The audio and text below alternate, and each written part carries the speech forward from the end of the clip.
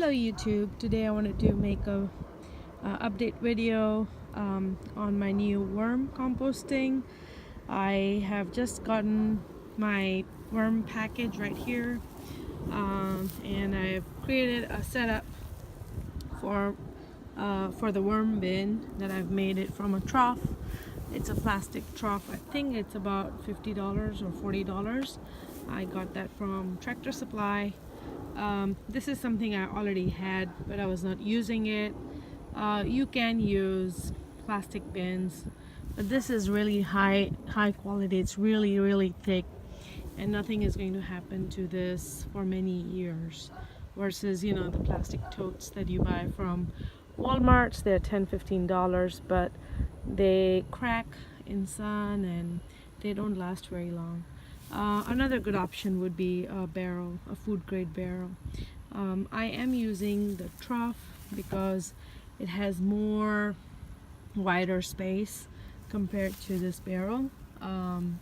So this is much better for me to move the food on one side and like the composted side one side, and then the less composted food waste on one side. So I have done this in the past many years ago in my old house, but when I moved I was not able to bring it. So over here what I have is some old hay that was sitting in one of the barrels. It was rotting, so this is perfect. You can put some leaves if you don't have hay, grass clippings, or any sort of carbon basically. You can put paper or any such thing like that. And then I have some food scraps. I have some bread, leftover bread, spinach, apple peels, and I don't know, some berries that have gone bad, but that all is great for the worms. So they have food and they have hay, and this is all pretty much what they will need. So I've ordered I ordered for 2,000 worms from this company. This is the first time I'm ordering from them. What is it called? Uncle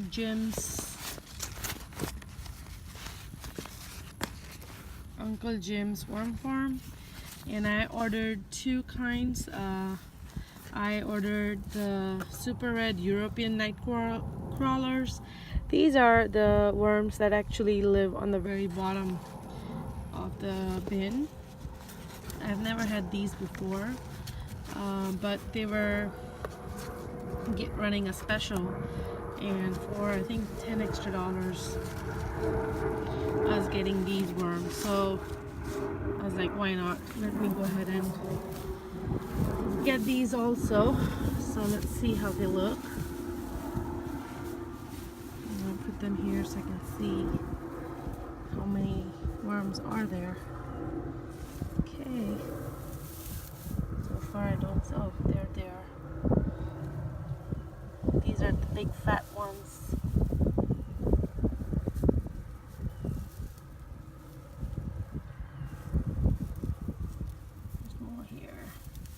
And they are packed in really dry peat moss type of material. So I'm gonna put this, actually I should have put it on the food so they can start eating the food, because they have been in this for a few days now. That is good. That means these worms are really healthy. So I'm happy with the worms I've got so far. So now, and this is another, I ordered like 2,000 worms of the red wiggler worms variety. Let me see if I can open it with my one hand.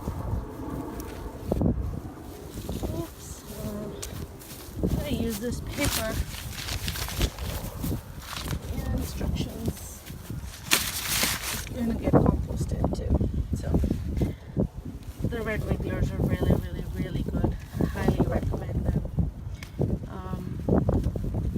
And they're just so easy. So easy to keep. I think worm composting is the easiest and fastest, very effective way of composting. Okay.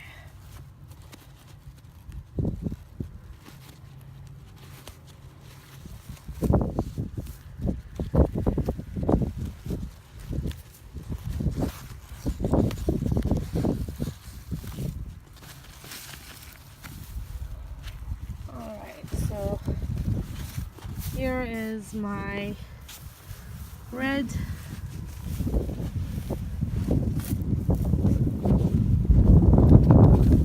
wigglers.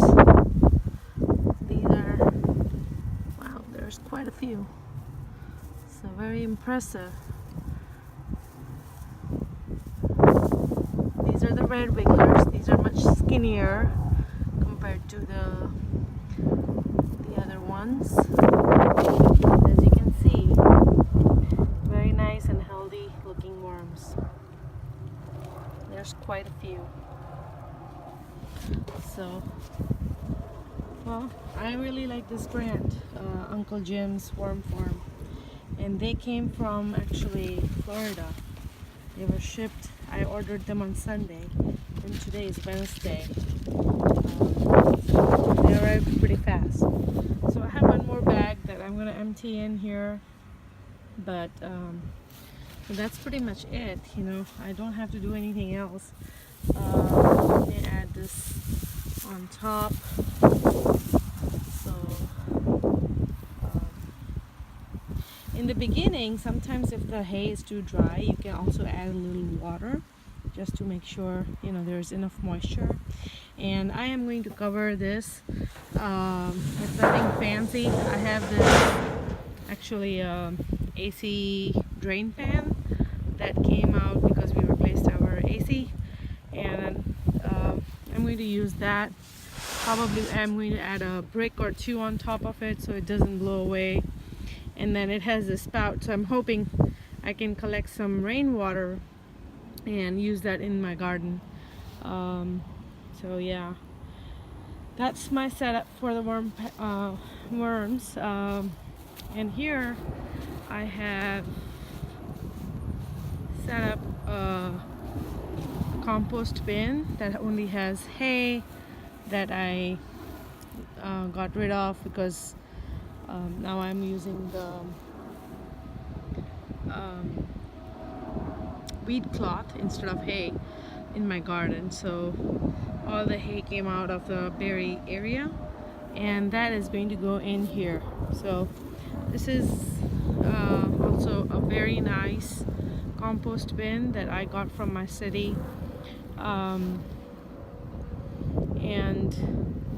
I am missing one of these connections, so all I do is I just use the zip ties to tie them in, and I've added this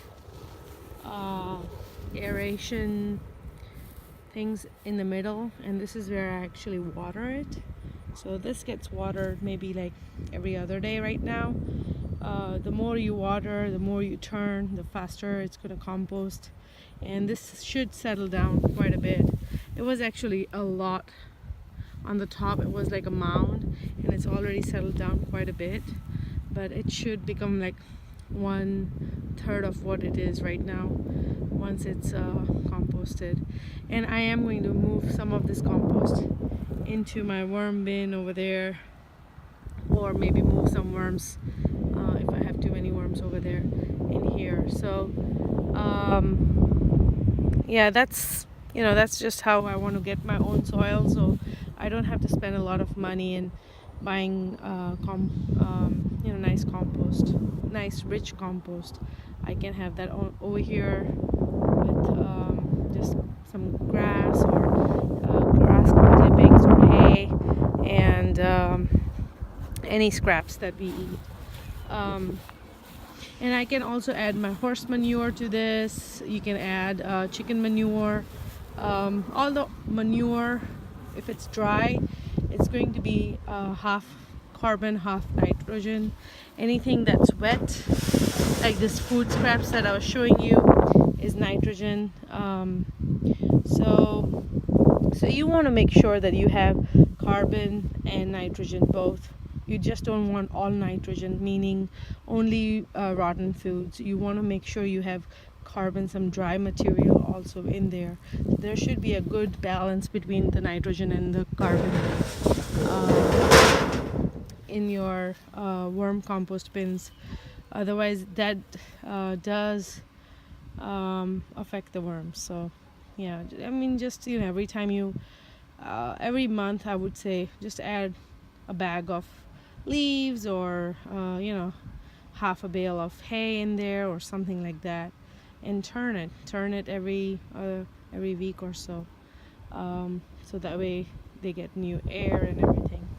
I hope this is helpful, and just wanted to continue giving you guys an update on my worm composting and the regular composting bin. So have a great day. Thank you for watching.